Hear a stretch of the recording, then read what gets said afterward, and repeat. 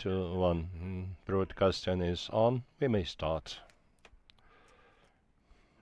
Dear colleagues, the candidate, the public in Ukraine, today on October 23rd, the advisory group of experts gathered in a full composition to interview a candidate for the position of a judge of the Constitutional Court of Ukraine, Mr. Mediuk Serhii Alexandrovich.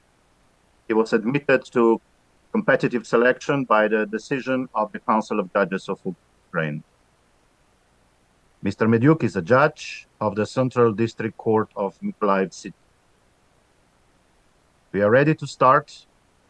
So I'll give you the floor to the secretary of the advisory group of experts, Mr. Romaniuk, to explain the algorithm of our work today and to moderate the interview. So, Mr. Secretary, please. Дякую, пане голово.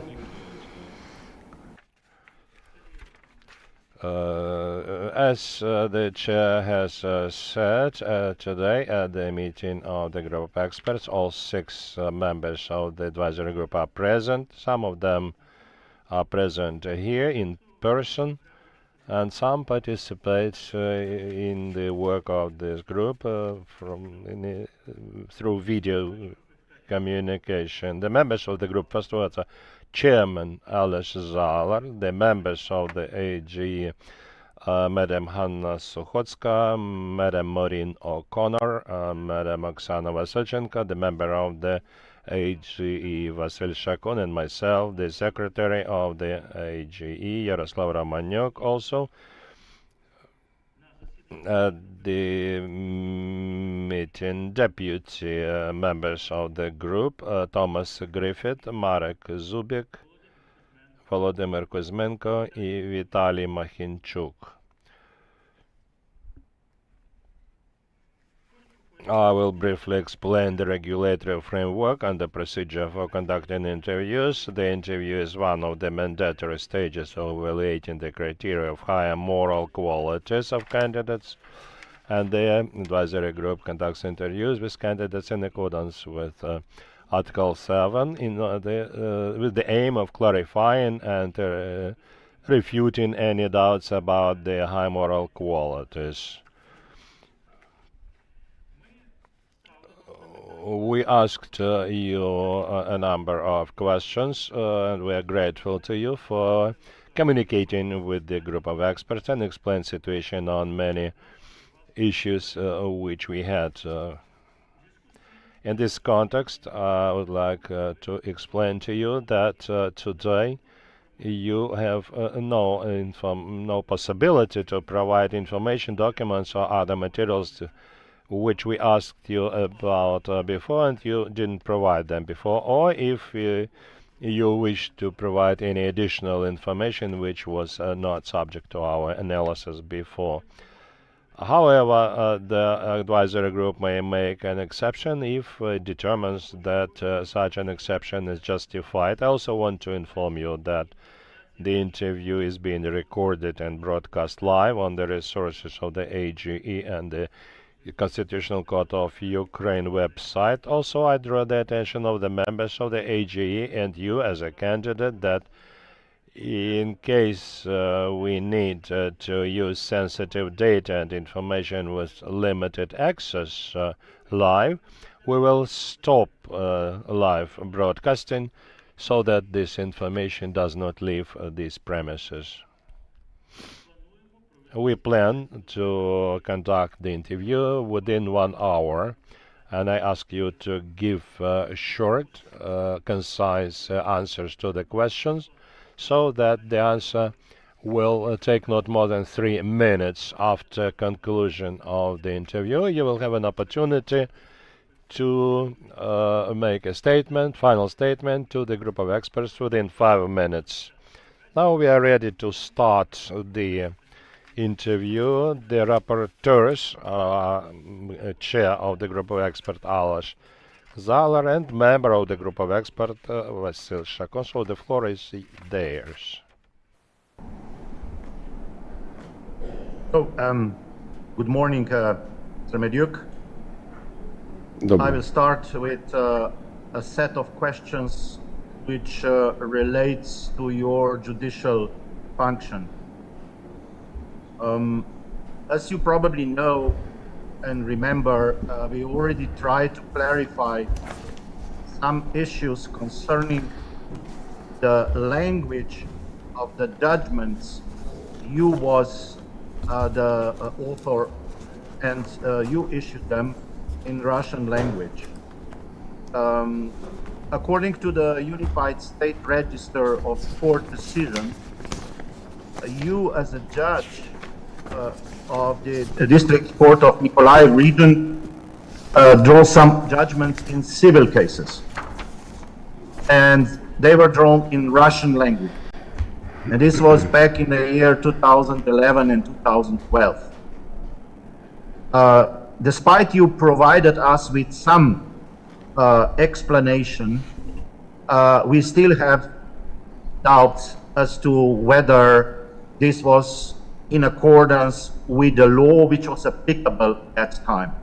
So how could you explain this, that you drawn up judgments in Russian language?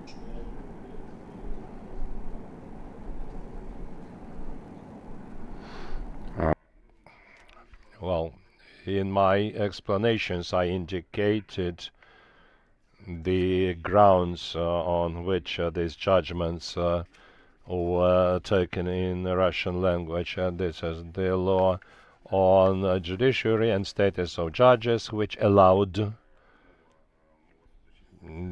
because the language of judiciary it was related to the rights of people. Also, there were pledges by the sides, by the parties to conduct the litigation in the Russian language. That is my explanation. But how do you comment on the fact that the Civil Procedure Code of Ukraine, in the version which was in force at that time, concerning these rulings, clearly stipulated that the court documents would be drawn up in the state language. This was part 3 of Article 7, as you probably remember. So the one thing is Так. the rights of the participants in the court proceedings to use their language. The other thing is the ruling, which must always have been issued in the state language. How you comment this? Ну, це я можу прокоментувати. And this I can comment by the fact that in 2011 I was appointed to a judge position for the first time for 5 years term, and the decision was taken at the end of the year, maybe just because I didn't have enough professional experience that time. You admit that this was not in line with the Civil Procedural Code. Цивільно-процесуальному кодексу так. Yes, yes. Issue then happened some years later when you was already an experienced judge. This was in the years 2015 and 2016. You was a judge of the Central District Court of Mykolaiv region, and you drafted court rulings, this time in criminal cases, again in Russian language. How can you explain this? In my explanations, I indicated that Article 19 of the Criminal Procedural Code at that time provided that the judicial language is either Ukrainian language or the language of the majority of population of a local territory. And I also indicated that in that criminal case there were 3 persons one of them was citizen of Georgia, 1 citizen of Moldova, and 1 citizen of Ukraine. All of them at the beginning of the litigation pledged for having the court litigation in Russian. It was a collegial decision. The three judges, I was the chair, and the decision was taken in the collegial manner to conduct the litigation in Russian language. And according to the foundations of state language policy, which was in force at that time, and decision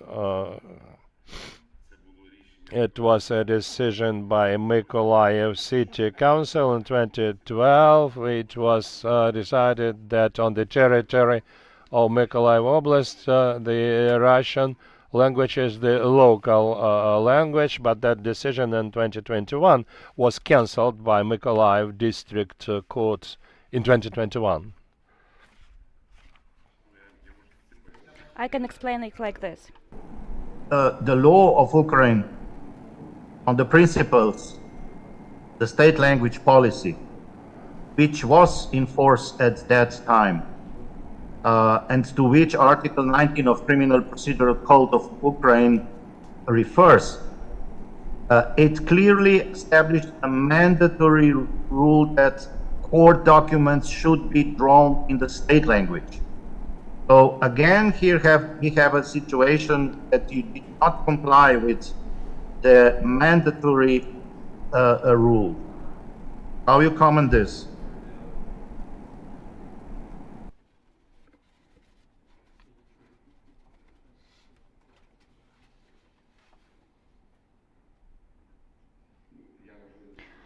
I can only comment it by saying that we try to produce these rulings in the language that would be comprehensible for participants of the process.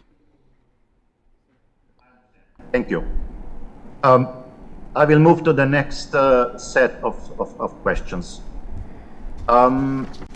This also relates to the proceedings which were conducted by you, and they concern the administrative penalty in cases of administrative offenses under Article 130 of the Code of Ukraine on administrative offenses. You, as a judge of the Court of First Instance, considered cases of bringing to administrative responsibility for driving under the influence of alcohol, and this is part 1 of the Article 130 of the Code of Administrative Offenses.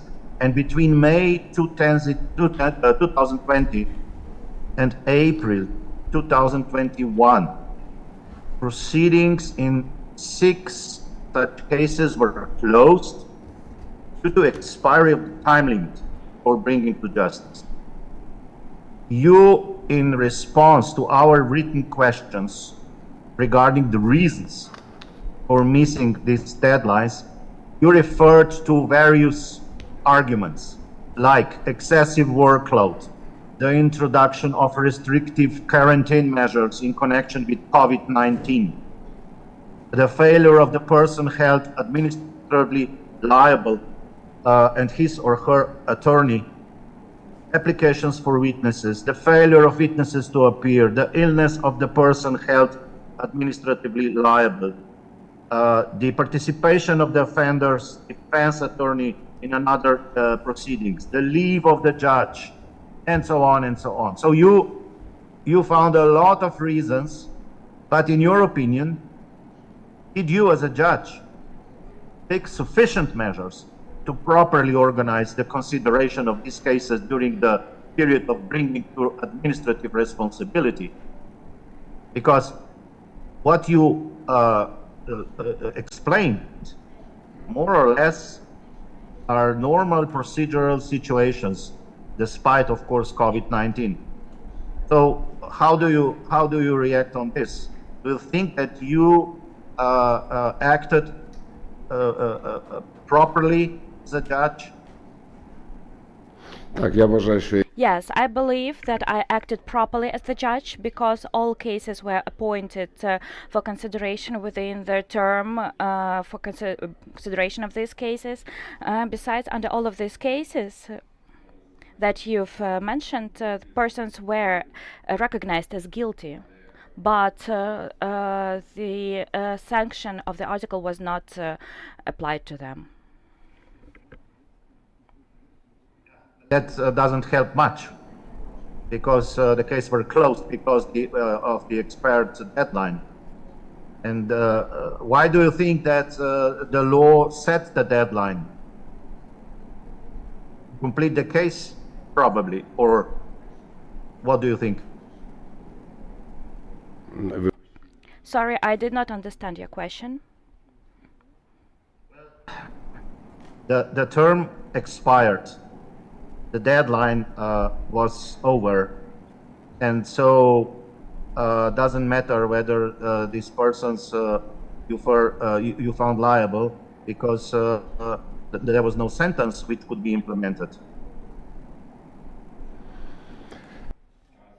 Yes, I understand your question now. If I understand your question correctly, if we're talking about terms, then yes, 3 months, that is quite a short term to consider the case. Moreover, when there are objective reasons, as I've mentioned, really, during this period of time we had COVID, and with respect to this category of cases, I would like to point out that during consideration of this category of cases, a judge becomes the hostage of the situation, because on the one hand, a judge has to consider the case within the 3 months, and on the other hand, a judge has to ensure the possibility for the party to take part in the hearing. And when the person sends a motion, says, I cannot arrive to the hearing due to this reason, but I want to be present. So we need to ensure access to justice, equality of the parties, and the possibility to participate in person in the hearings.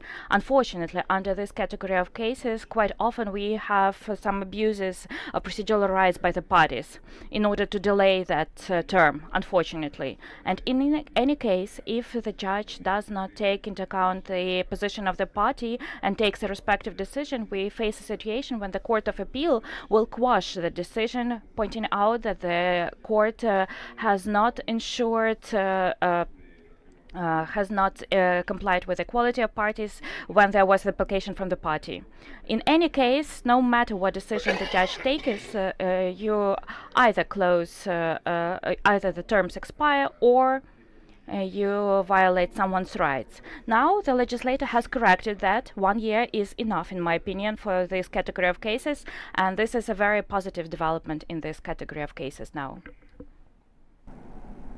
I understand that the legislation changed, but this was afterwards, and we are speaking about the cases when other rules were applicable.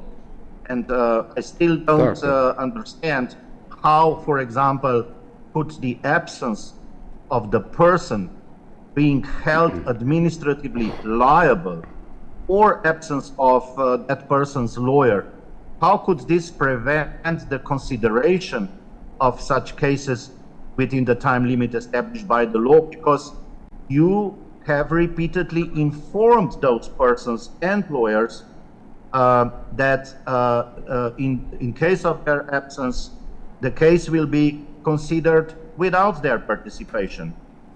So do you think that you really took sufficient measures to prevent this situation? I think that in my opinion, I took sufficient measures, and in my opinion, we have only 6 cases like that, even though I consider thousands of cases like that. And it's also a sign of that. Thank you. I will move to the next set of questions, and they relate to your inaccurate or unreliable information in property declarations. According to your annual electronic asset declaration for a year 2015 and 16, you were the owner of a 1986 Nissan Cherry from 1996 to 2017. However, in the paper declarations of property, income, expenses, and financial liabilities for the 2012 to 2015 period, there is absolutely no information about this vehicle. How you can explain this? This vehicle, as I've provided in the explanations, this vehicle was bought by my uncle in 1996, back when I was a student. He bought it and registered it. I did not use it. I did not possess or use it. Only my right of ownership was registered. When I was filling in the first declaration, I did not even remember that that was my vehicle, so that was inaccurate information, and I did specify this inaccurate information. When I recollected about this vehicle during filling in another declaration, I started declaring this vehicle. Yes, that was inaccuracy. In 2017, you declared income from the alienation of this car, indicating yourself as the source of income and not the data of the person who purchased that car from you.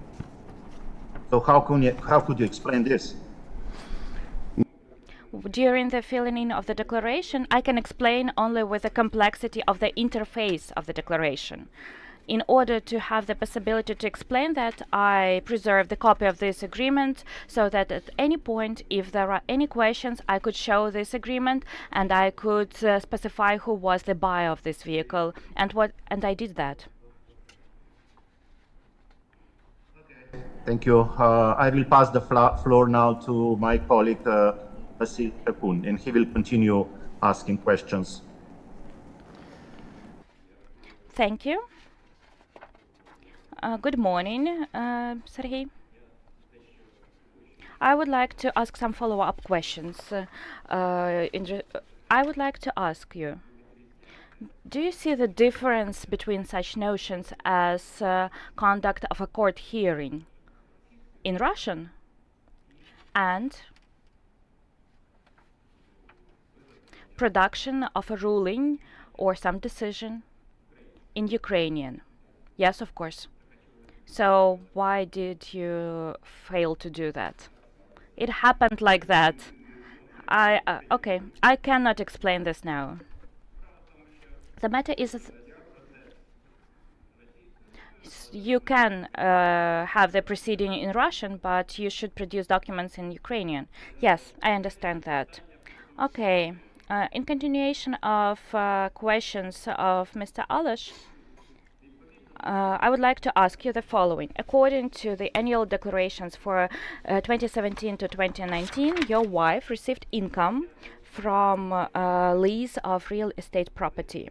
You declared this income, but again, you indicated your wife as the source of income instead of the data of the tenant of this property. How can you explain this?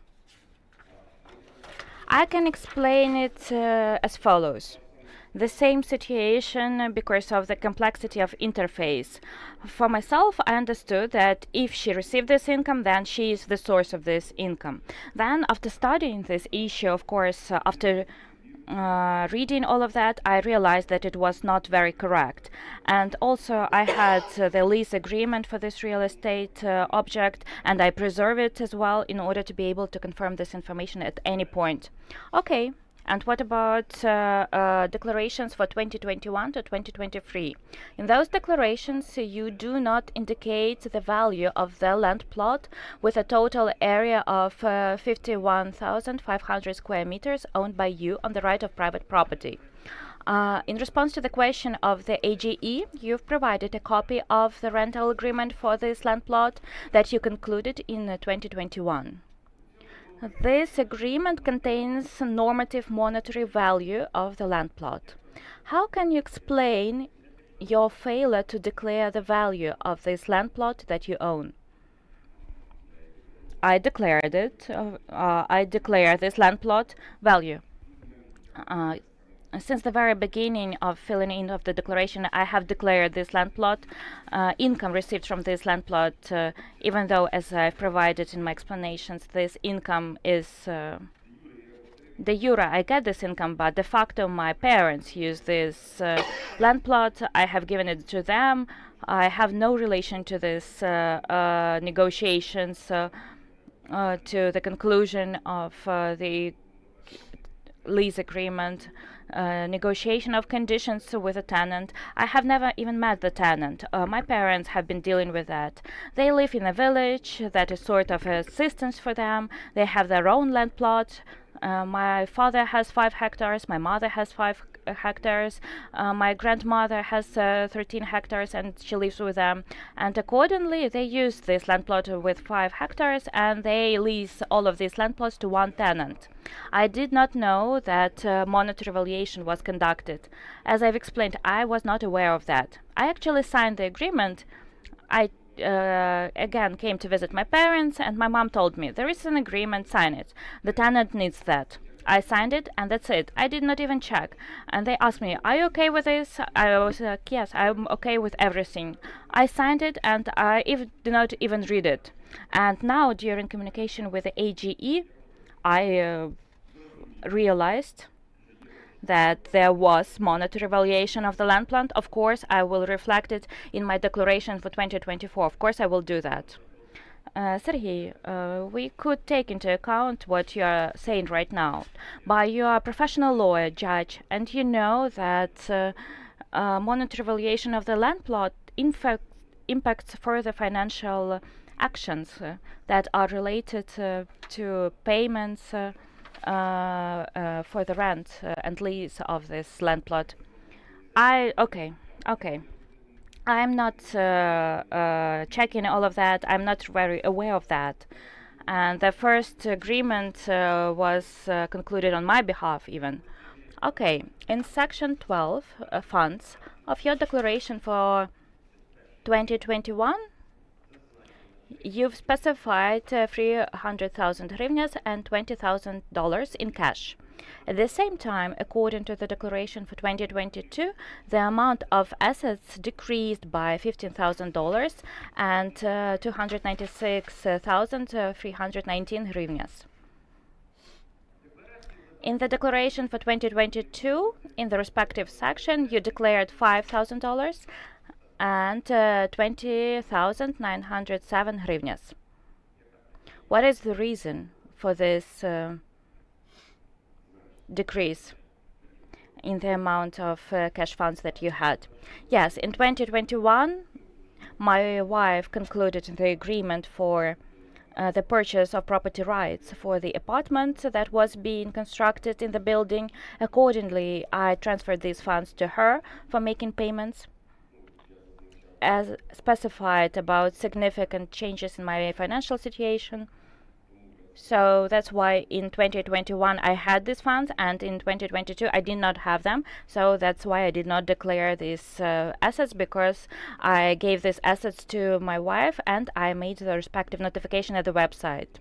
These are discrepancies that have to be explained. So you did not declare it back then, now you have to explain it here. If I declare that in 2021 I had these funds, and in the same year I declare, you had to explain where you spent this money. Yes, and I'm saying, as far as I understood, if I'm submitting the declaration on changes in my financial situation, then this is a sign of expenses. If you gave these funds to your wife, as you are saying, in December of 2021, and they were used as a payment for property rights for the apartment, then why did you declare these funds as monetary assets in the same annual declaration for 2021, which reflects savings as of December 31st? Well, I can explain it only with the fact that cash funds, as the practice and the case law of the European Court says, monetary funds are recognized as assets. So if the person owns some assets for more than 183 days, then they should be declared. So I thought it was correct. I had to declare these funds. I had to show where I spent them. Okay. In response to the written request of the AGE, you explained that you transferred 600,000 hryvnias to your wife in one-time sum, and you indicated that in your declaration and submitted a declaration on significant changes in your financial situation for 2021. So, why did you declare only 600,000 hryvnias and not 844,000 hryvnias, which you mentioned in your written explanations?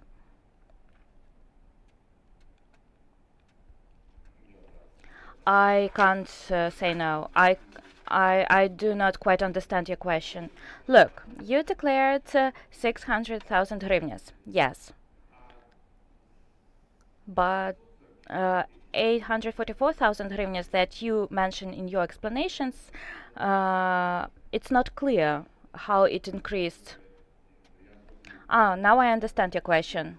600,000 and 800,000.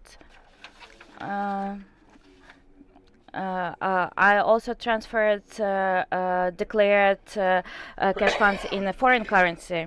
Maybe I should reread explanations of the ACP on how to fill in the declaration and more carefully now. Okay. Next question. Your wife is the owner of the residential house in a size of 119 square meters with a household in the village of Pokrovka. Is it your house? Do you live there? Yes, in fact, it's our house.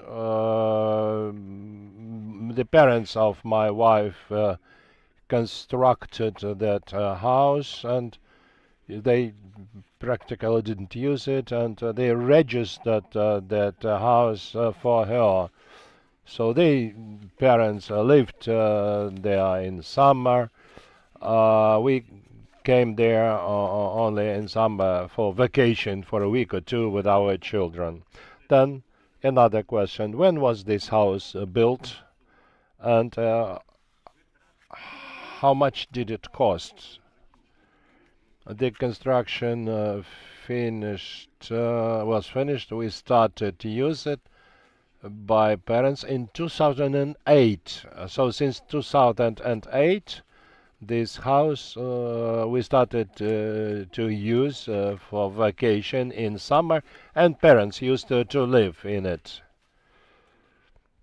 So here there is also a need to clarify. This house was set into operation in 2016. And you said that you started living there earlier, but the property right was registered in 2017. Could you explain this? I will explain. This house was construction was finished in 2008. And here you're right, in actually in 2005, 2007, 2005 and 2010, I indicated as a period of construction. So it's in your explanation it was like that. Maybe it was my mistake. I just was mistaken. Look, I've asked the question. So it's put into operation 2016, and the ownership right was registered in 2017, and the construction was completed in 2007. So it was constructed from 2005 till 2007. At the beginning of 2008, when I arrived there for the first time, construction was completed. About documents, the documents, it took a long time to prepare the full package of documents. Before that, they had legal status of not registered construction, but in 2017 we registered that house because one started making documents. It was discovered that builders made a mistake and part of the building appeared to be on the neighbor's land plot. So they had to rebuild this part of the building. If you look at the technical passport of this land plot, it's not so that we had to redo documents for the building to be situated fully on the relevant land plot. You understand that you had to know the cost of the construction of this house, and did you have enough legal funds or your parents' funds to build such a house? About funds, as I indicated before, and now I will say that all the expenditures were taken by parents of my wife. Now I tried to find out through the father of my wife, but because he's a quite old man, and some of the documents concerning construction or procurement of construction materials, technical equipment, all that was left in that house. This house now is situated on the occupied territory, and since the end of 2021, parents left the house, and since that time we have never been there because we have no access to that building. He says, I can't remember how much we spent. Yes, we definitely we spent something, but how can I say, how can I give you information which would not be correct? Yes, I understand. The next question. In 2003, your wife acquired ownership of apartment of 45.3 square meters in the city of Mykolaiv, which was later transferred to a non-residential fund for the purpose of conducting business activities on the sale of industrial goods. And what expenses were spent on changing the purpose of the property and bringing it into a condition suitable for use and conducting business activities? And was there any conflict of interest with the neighbors because you changed the purpose of the property from residential fund to non-residential? And there was no conflict of interest because this is the only apartment in this building which was not used for commercial purposes. So there were no neighbors' residents. In terms of procurement, it was procured in the beginning of 2003. It was procured at the expense of my wife's parents, and they paid for everything. That happened on the 6th or 7th month after we got married. We got married in 2002, and at the beginning of 2003, the parents bought that apartment and engaged into that transfer. So I have no possibility to prove anything because it was not me. The parents couldn't calculate. Then probably the parents would have to form it as a gift to their daughter. So it happened so that parents don't remember about her house, parents don't remember about the apartment. You are a judge. You should understand. Yes, I understand, but how can you provide? Can I provide you information if I don't have it? I'm not going to lie to you. I understand that if I provide any information, I will bear responsibility for that. But how can I provide you information which I don't have? Yes, I may understand you, but whether the public will understand this. So it happens so that some amount of money at that time It was about 500,000 hryvnias as a minimum, at least. Well, the price was very different. The price was 71,555 hryvnias. That was the price of the apartment, 71,555. Yes, I got it. I got it from the agreement. This information. This coincided with your expenditure. No, with their expenditures. The parents paid for this. They bought it either for themselves or for their daughter, my wife. You say you've lived for many years and completed declaration many times. You could have already do that 7 times at least. So they could have ordered evaluation, and then they probably would have official document. You mean this property? Yes, because so that in the future nobody would blame you and ask any questions. And in this case, there are concerns about your integrity. So it looks like everything is done by parents. Well, it may be a concern that after I was appointed at the position of the judge, the parents procured something, but that I could understand. But 23 years ago, they procured that property. I was not a judge that time. You see, your thoughts do not fully coincide with the code of judicial ethics. Yes, I understand what you're saying. So, for us to move further, I will give the floor to my colleague, Ales Zaller. I have additional question concerning the sources of funds for the purchase of your property. In fact, it's about the vehicle, about the Tucson vehicle.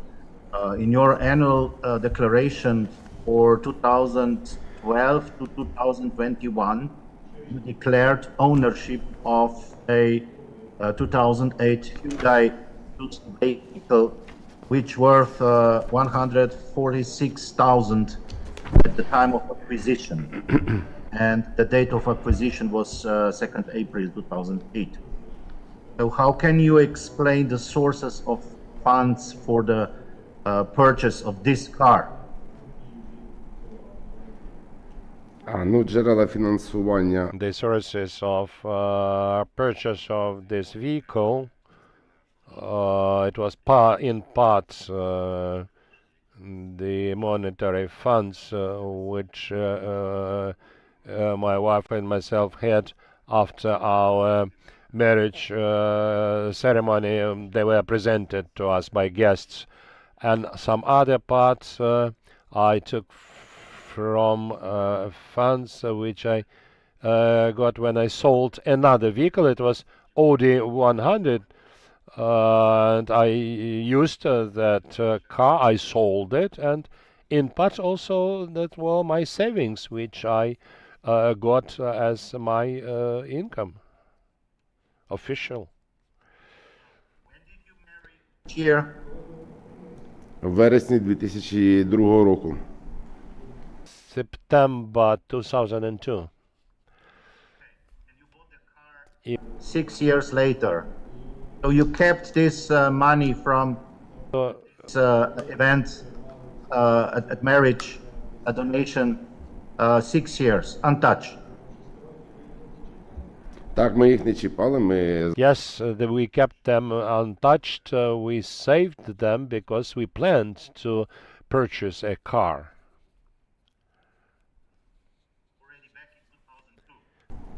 You planned to purchase a car. мене завжди був автомобіль. I have always had a car. I'm a driver since I was 15. And after the marriage ceremony, we wanted to change the previous car into a new one, for a new one, and so that's why we had to save for longer. But when the issue was to buy a car, so we already had that house in 2008. So in order to get to that, we need all-terrain vehicle, because in order to get to the place to the location of this house, we had to drive along the sandy ground, which required 4x4 car. That's why. Look, Where did you keep this money? your total income for the period 1998 to February 2008 was only 115,000 hryvnias, and this was before deduction of taxes and other mandatory payments, while the cost of the car at the time of acquisition of ownership was 146,000 hryvnias, which far exceeds the amount of your income.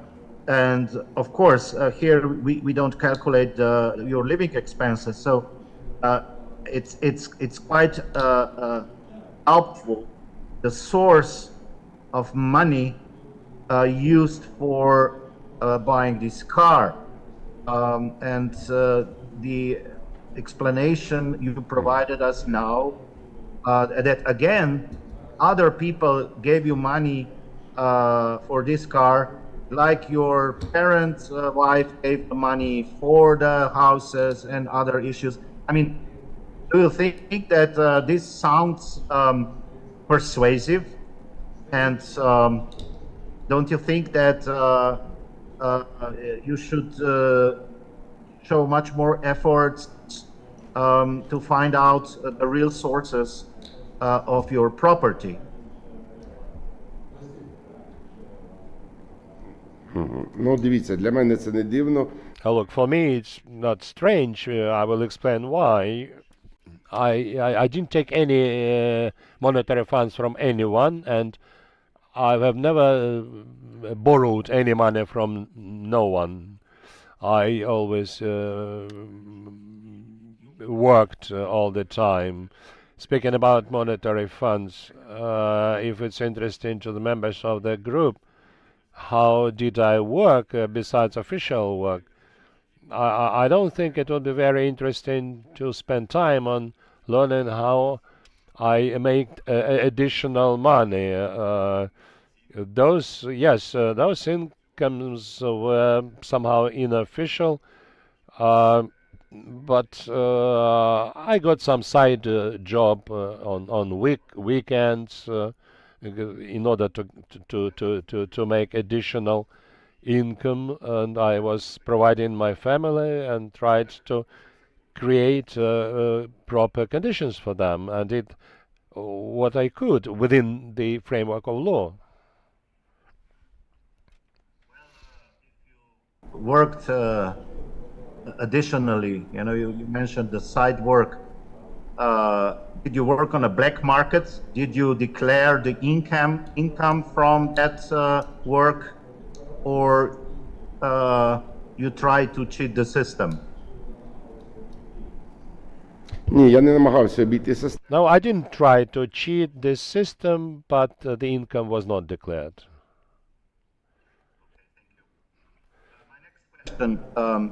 In January 2002, your wife acquired ownership of a three-room apartment with a total area of 73 square meters in Mykolaiv city.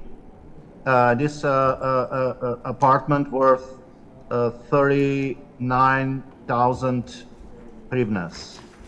In July 2003, your wife acquired ownership of a two-room apartment of 45.30 square meters, again in the city of Mykolaiv, costing 71,050 550 hryvnias. So the total value of the property, of this property, was almost 111,000 hryvnias. How can you explain the sources of funds for the purchase of the above mentioned apartments?